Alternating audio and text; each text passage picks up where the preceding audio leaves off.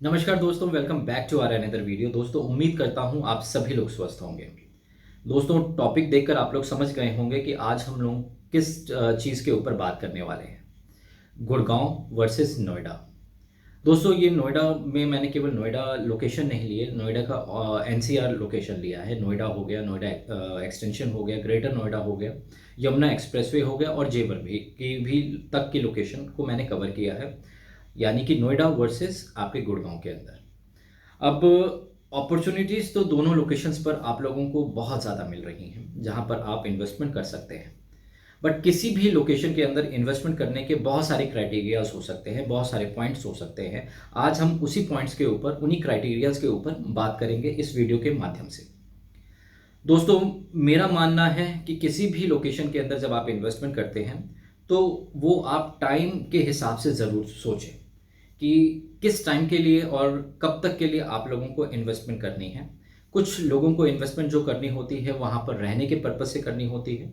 कुछ लोगों को जो इन्वेस्टमेंट करनी होती है वो फ्यूचर ग्रोथ के पर्पज़ से करनी होती है। और कुछ लोगों को जो इन्वेस्टमेंट करनी होती है वो कुछ रेंटल पर्पज़ से भी करनी होती है। तो इन सभी चीज़ों के ऊपर आज हम लोग विस्तार से बात करेंगे इस वीडियो के माध्यम से। चलिए बढ़ाते हैं इस वीडियो को और एंड तक ज़रूर देखिएगा। पसंद आती है दूसरों तक ज़रूर शेयर कीजिएगा। सब्सक्राइब करना ना भूलें दोस्तों, बिकॉज जब जब आप सब्सक्राइब करते हैं तब तब मुझे हिम्मत मिलती है किसी नए टॉपिक पे आप लोगों से बात करने के लिए।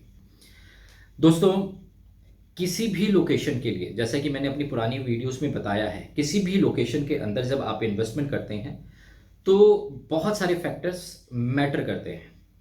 और जो सबसे पहला फैक्टर मैं हमेशा से आप लोगों को बताते आया हूँ वो है जीविका की फैक्टर। यानी कि किसी लोकेशन पर जॉब कितनी है या किसी लोकेशन पर बिजनेस अपॉर्चुनिटीज़ कितनी है, ये फैक्टर मैटर करता है। मिडिल क्लास है तो डेफिनेटली जब हम बिजनेस की बात करते हैं तो हम बहुत ज़्यादा हाई फाई बिजनेस की बात नहीं करते, हम मिडिल लेवल में ही रहते हैं। कि वहाँ पर अगर मुझे क्लॉथिंग स्टोर खोलना है या फिर मुझे खाने पीने का कोई बिजनेस खोलना है या फिर मुझे कोई भी छोटा मोटा कारोबार खोलना है तो हम उसके बारे में बात करते हैं। हम किसी बड़ी इंडस्ट्रीज़ के बारे में बात नहीं करते कि मुझे कोई फैक्ट्री लगानी है या फिर मुझे हैवी मशीनरीज लगाकर फिर मेरे को कोई प्रोडक्शन करना है। तो कहीं ना कहीं मिडिल क्लास है वो बहुत लिमिट में सोचता है, वो अपने बजट के हिसाब से सोचता है अगर वो बिज़नेस के बारे में सोचता है तो। अगर वो बिज़नेस के बारे में नहीं सोचता तो वो डेफिनेटली सोचता है कि भाई मुझे कहीं काम करने के लिए आसपास जहाँ पे भी मैं रहूँ वहाँ पर मुझे जॉब अपॉर्चुनिटीज़ ज़रूर मिले। तो ये फैक्टर कहीं ना कहीं हम लोग सबसे पहले अपने दिमाग में लेकर चलेंगे या चलते हैं तो बहुत अच्छी बात है। क्योंकि जॉब अपॉर्चुनिटीज़ नहीं होंगी और मैंने कहीं पर इन्वेस्टमेंट कर दिया तो मुझे उस लोकेशन पर या तो मुझे रहना होगा या फिर मुझे रेंट पे देना होगा। रेंट पे देना है तो किसी और लोकेशन पर मुझे या तो रेंट पे रह रहा हूँगा या फिर मेरा अपना मकान भी होगा तो कोई प्रॉब्लम नहीं उस कंडीशन में। बट ज़्यादातर दिल्ली एनसीआर के अंदर सभी लोग अपना मकान लेने की कोशिश करते हैं बिकॉज सभी लोग ज़्यादा से ज़्यादा रेंट पे रह रहे हैं। और जब आप लोग रेंट पे रहते हैं तो कोशिश करते हैं कि आप अपना मकान लें और अपने मकान से ही अपने डेस्टिनेशन, चाहे वो बिजनेस की डेस्टिनेशन हो या फिर आपकी जॉब की डेस्टिनेशन हो, उस तरफ पे आना जाना करें। लेकिन वहाँ पर अगर जॉब अपॉर्चुनिटीज़ नहीं है या बिजनेस अपॉर्चुनिटीज़ नहीं है तो उस कंडीशन के अंदर आप लोगों को बहुत लंबा दूरी तय करनी पड़ती है। अब वो लंबी दूरी आपके लिए 1 साल, 2 साल, 3 साल बहुत कुछ सफ़र करते हैं। आप लोग ट्रैफिक में बहुत ज़्यादा बिजी रहते हैं, आप बहुत ज़्यादा टेंशन में रहते हैं, स्ट्रेसफुल रहते हैं, आराम नहीं मिलता आपके शरीर को। अगर आपके शरीर को आराम नहीं मिलता तो डेफिनेटली स्ट्रेस हावी होता है फर्दर आपकी लाइफ के अंदर और आप अपने परिवार के साथ भी सही से वक्त नहीं बिता पाते। तो दोस्तों, मैं ये ज़रूर कहूँगा जहाँ पर भी आप इन्वेस्टमेंट करने वाले हैं इन फ्यूचर तो फ्यूचर ग्रोथ ज़रूर देखें कि जॉब अपॉर्चुनिटीज़ कितनी जल्दी आने वाली हैं। क्योंकि जॉब अपॉर्चुनिटीज़ दिल्ली एनसीआर के अंदर हर लोकेशन पर आएगी, बट वो कितनी जल्दी आने वाली है ये फैक्टर मैटर करता है कि वहाँ पर जॉब अपॉर्चुनिटीज़ कितनी है या बिजनेस अपॉर्चुनिटीज़ कितनी है या जब तक आपको पोजीशन मिलेगा तब तक वो डेवलपमेंट कितनी हो सकती है। तो इस फैक्टर को सबसे पहले आप लोग अपने दिमाग में रखकर ही इन्वेस्टमेंट करें। दूसरा फैक्टर जो आता है वो लॉ एंड ऑर्डर का आता है। किसी भी लोकेशन के अंदर आप लोग रहते हैं और वहाँ पे लॉ एंड ऑर्डर उतना स्ट्रिक्ट नहीं है तो डेफिनेटली ये फैक्टर भी बहुत ज़्यादा मैटर करता है। जैसा कि मैंने अपनी पिछली वीडियोस में कई बार बताया है कि आप जॉब के लिए चले जाते हैं, आपकी वाइफ जॉब के लिए चली जाती हैं या आपकी वाइफ नहीं की जॉब करती हैं या घर में हाउस वाइफ हैं, बड़े बुजुर्ग हैं, बच्चे हैं, तो आपकी गैर हाजिरी में वो किस तरीके से अपने आप को सेफ महसूस कर रहे हैं, उस लोकेशन पर लॉ एंड ऑर्डर मैटर करता है। तो किसी भी सिटी या किसी भी शहर की ग्रोथ कहीं ना कहीं उसके लॉ एंड ऑर्डर पर भी निर्भर करता है। तो इस फैक्टर को भी कहीं ना कहीं आप लोगों को इन्वेस्टमेंट करने से पहले दिमाग में रखने की बहुत ज़्यादा ज़रूरत है। तीसरा जो इम्पोर्टेंट फैक्टर है, जो सभी लोगों के लिए बहुत ज़्यादा ज़रूरी है, जो कि हॉस्पिटल्स है। और हॉस्पिटल का उस लोकेशन पर होना या अपकमिंग प्रोजेक्ट्स में आना, और वो कब तक इम्प्लीमेंट हो रहा है या कब तक आ रहा है, ये ज़रूर आप चीज़ों को नोटिफाई करें कि किस लोकेशन पर हॉस्पिटल्स आ रहे हैं और वो कब तक बनने वाले हैं। या तो वो अंडर कंस्ट्रक्शन होंगे या बन चुके होंगे या फिर आने वाले होंगे। आने वाले हैं तो कब तक आने वाले हैं। तो दोस्तों इन फैक्टर्स के ऊपर ज़रूर आप लोग विचार कीजिएगा, बिकॉज कभी भी अनहोनी हो सकती है। हमें नहीं मालूम कि फ्यूचर में क्या होने वाला है। 5 मिनट के बाद अगर कुछ हादसा हो जाता है और आसपास कोई दूर दूर तक हॉस्पिटल्स नहीं है, तो मेरी अपकमिंग प्रोजेक्ट्स हॉस्पिटल वाली मुझे कभी भी लाभदायक नहीं देगी। वो यही देखेगी कि 30 मिनट में या 20 मिनट में या 15 मिनट में मैं कितनी जल्दी किस हॉस्पिटल के आसपास मौजूद हूँ या मेरी इन्वेस्टमेंट मौजूद है, ताकि मैं उस लोकेशन पर पहुंच सकूं। तो इसके बाद जो फैक्टर मैटर करता है वो आपके बच्चों की पढ़ाई लिखाई से रिलेटेड है, कि आसपास कितने स्कूल्स मौजूद हैं, कितनी दूरी पर मौजूद है। क्योंकि आप ज़रूर चाहते हैं कि आपका बच्चा नज़दीकी स्कूल में पढ़े, क्योंकि उसको आने जाने में ज़्यादा तकलीफ ना हो, और जब वो आए तो टाइम से आके आराम भी कर सके और अपनी पढ़ाई पर बखूबी ध्यान भी दे सके। लेट आना, फिर पढ़ाई पे ध्यान ना देना या प्रॉपर आराम ना मिलना, कहीं ना कहीं बच्चे को बचपन से ही स्ट्रेस में रहने की आदत पड़ सकती है। तो दोस्तों इस फैक्टर को भी बहुत ध्यान से आप लोगों को देखना है। इन चारों फैक्टर के बाद ट्रांसपोर्ट बहुत मैटर करती है। ट्रांसपोर्ट किसी भी लोकेशन के लिए भी मैटर करती है कि वहाँ पर अपकमिंग प्रोजेक्ट्स कितने हैं मेट्रो के। अभी भी अगर वहाँ पे प्रोजेक्ट्स चल रहे हैं या अंडर कंस्ट्रक्शन है, तो वहाँ पर अभी कितनी फैसिलिटी है ट्रांसपोर्ट की, 3 व्हीलर की कितनी है, कैब्स की कितनी है, बसेस की कितनी है, और अगर मेट्रो नहीं है तो मेट्रो कब तक आने वाली है। इन सब चीज़ों के ऊपर ज़रूर ध्यान दें, बिकॉज दोस्तों कहीं ना कहीं ट्रांसपोर्ट ही एक बहुत बड़ा फैक्टर है जो आपको किसी भी डेस्टिनेशन से जोड़ता है। तो अगर आपने इन सारे पहलुओं पर अगर काम किया है, तब तो आप आगे बढ़े हैं किसी भी लोकेशन के अंदर इन्वेस्टमेंट करने से। चलिए अब इन्हीं पॉइंट्स को कंसीडर करके हम देखते हैं कि गुड़गांव वर्सेस नोएडा एनसीआर के अंदर कौन सा ऑप्शन सबसे ज़्यादा फलदायी है। तो चलिए इन्हीं पॉइंट्स के ऊपर बात करते हैं, गुड़गांव और नोएडा के ऊपर। तो पहला पॉइंट जो हमने लिया था वो लिया था कि आसपास जॉब अपॉर्चुनिटीज़ या बिजनेस अपॉर्चुनिटीज़ कितनी है।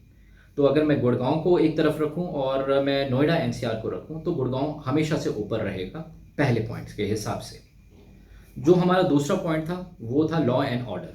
दोस्तों किसी ज़माने पे जब अंडर डेवलपमेंट में था गुड़गांव, तो यहाँ पर भी लॉ एंड ऑर्डर उतना कुछ खास नहीं था। आए दिन कहीं ना कहीं हम बैड न्यूज़ सुनते थे। बट आज के दौर में कहीं ना कहीं जॉब अपॉर्चुनिटीज़ और बिजनेस अपॉर्चुनिटीज़ होने की वजह से ज़्यादा लोगों का यहाँ पर आगमन हुआ, जिसकी वजह से लॉ एंड ऑर्डर भी स्ट्रिक्ट हुआ धीरे धीरे।